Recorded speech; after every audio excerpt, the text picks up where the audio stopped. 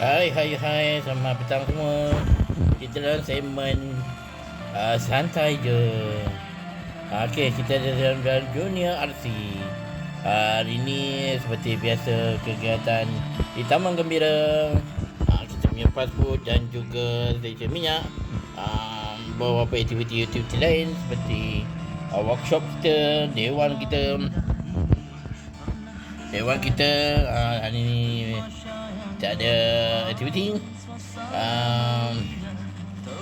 Ini workshop kita hari ini ada hantar lori untuk servis lori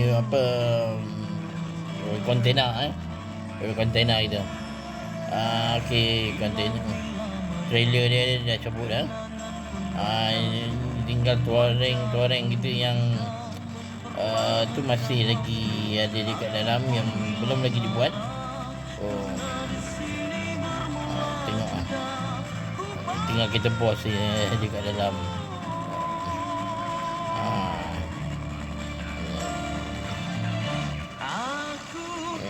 Sambil kita berhibur dengan Pulang Spring.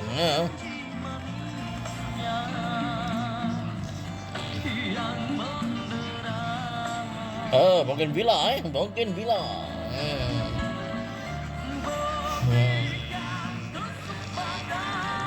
Cantik di mata turun ke hati bersama DJ anda Razma Ridwan. Okey, lagu Bougainvillea.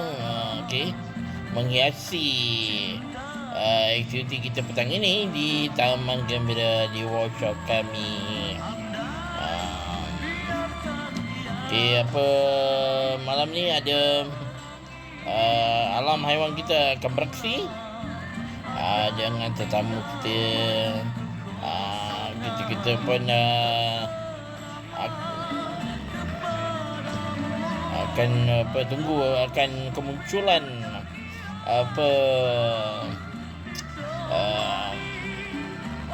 dunia arti yang baru, bukan penceritaan yang baru, orangnya sama tapi mungkin cara penyampaian kita ada yang lain, ada kelainan sikit lah. Mungkin kita ada persembahan ke kan, ada teater musical tu akan diteruskan.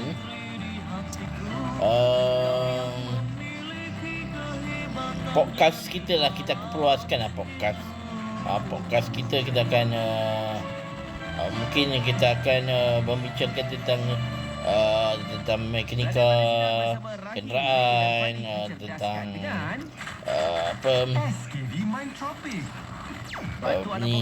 isu-isu semasa dunia pemotoran. Mungkinlah kita akan bicarakan dalam podcast kita nanti. Dalam dunia RC pula kita akan pada setup ni lah, setup untuk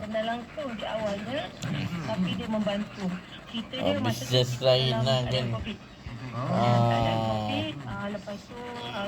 Bisnes ada yang mungkin ada bisnes baru yang akan kita cuburi.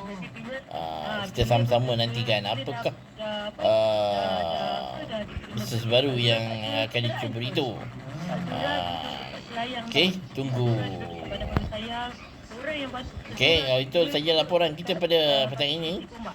Kita balik kepada konti pada DJ anda, dan jumpa lagi di esok hari. Bye bye.